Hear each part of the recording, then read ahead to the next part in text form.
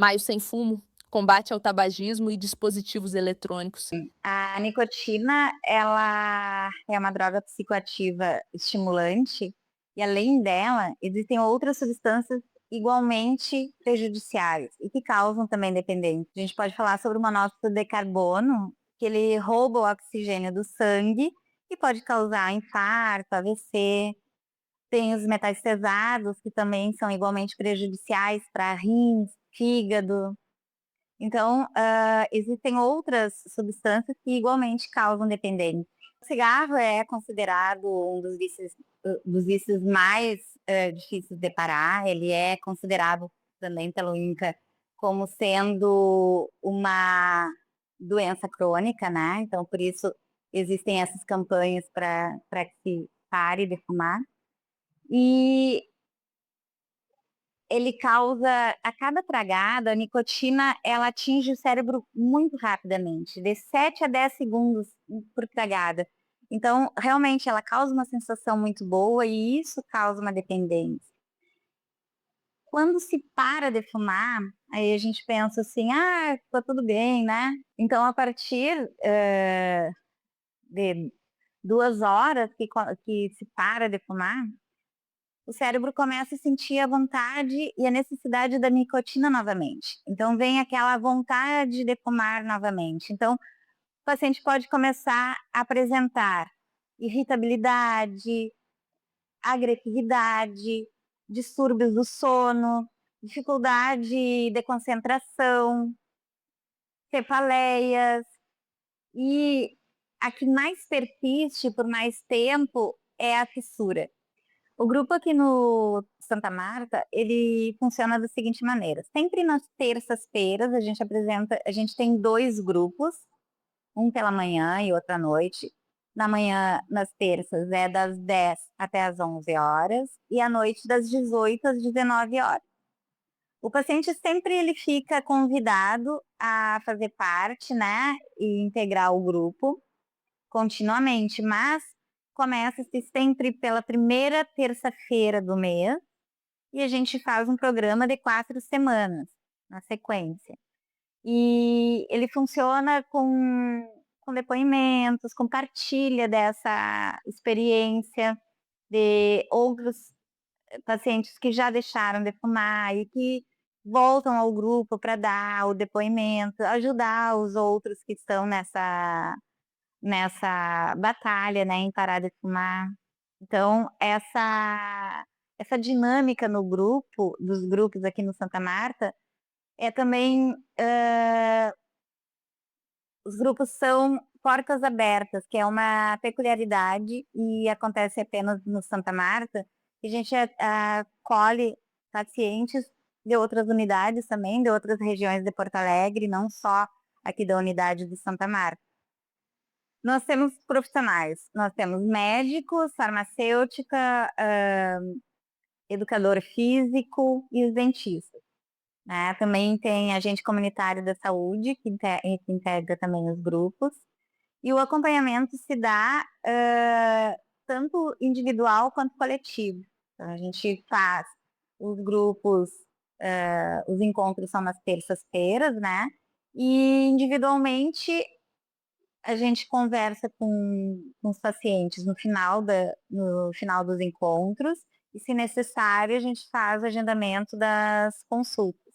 Nós fazemos o teste de Fagerstone, que é um teste que vai classificar e vai dar o score do grau de dependência do paciente com relação ao cigarro.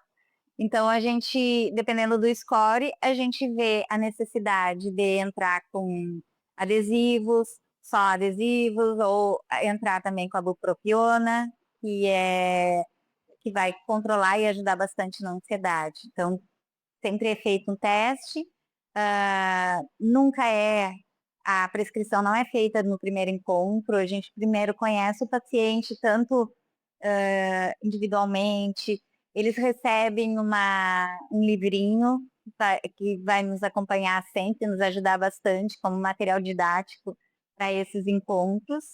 E à medida que a gente vai evoluindo, né, Normalmente a gente faz algumas metas para o paciente, algumas combinações com o paciente para ele escolher a data que quer parar de fumar. Tudo é o paciente que decide, né, não é imposto. E aí com esse conforto de escolher a data, e a forma que ele vai parar, aí a gente vai entrar com ação de suporte, seria a medicação, tanto adesivo, tem gomas de mascar e também a medicação. Nos grupos a gente sempre salienta que é importante a gente conhecer o nosso inimigo, né? Então a gente salienta bastante todas as questões que podem vir a acontecer. E recaída é uma realidade, pode acontecer, e o paciente ele tem que estar preparado para isso e saber identificar. Existe lapso também, que é diferente, né? O lapso, o paciente, ele simplesmente, quando ele se vê, ele já está com o cigarro, já está fumando, é algo, um lapso mesmo, né? E a recaída é quando ele faz consciente, ele fuma, mas o que a gente busca sempre é salientar que mesmo ele tendo fumado, que não se culpe por isso, mas que ele lembre sempre do propósito, e ele quer parar de fumar, o porquê que ele quer parar de fumar, e o quão importante para a sua vida, para a saúde, é ele parar de fumar. E aí ele retomar, mesmo que tenha fumado um cigarro, um dia, ele volte. Por isso que o grupo está sempre de portas abertas, porque aí ele vem e ele conversa de novo, aí ele se fortalece, porque ele passa essa experiência, outros também passam e mostram que positivamente, que mesmo tendo tido essa recaída, eles retornam para o objetivo inicial. Tem vários relatos e eu gostaria de trazer vários, mas não daria no tempo, né? Mas eu acho muito importante um casal que pararam, os dois, e vieram com a proposta de pararem juntos, de fumar. E eu acho importante trazer esse relato pela diferença entre a mulher e o homem, como que se deu, assim. Isso me chamou bastante atenção. Ele não teve sintomas nem de tristeza, nem de irritabilidade. Ela passou por todos esses sintomas. Ela relatou tristeza profunda, ela tinha vontade só de chorar no início, logo que parou de fumar, né? Irritabilidade. Ele começou a saborear mais os alimentos, então aí ele começou a sentir mais apetite. Ela não relatou isso. Então, eu achei interessante essa diferença que aconteceu entre os dois. E ambos se ajudaram porque eles tinham um hábito, porque o cigarro ele vem muito associado ao hábito, né?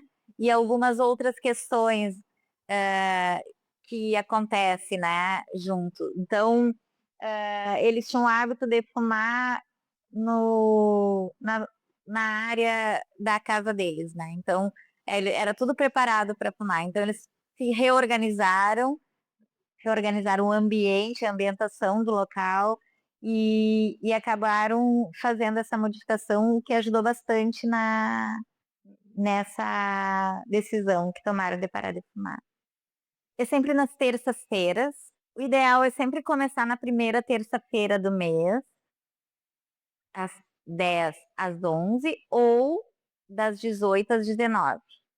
Como é que funciona? Ele funciona no sexto andar do Santa Marta, pode chegar direto e ficar aguardando o começo do grupo.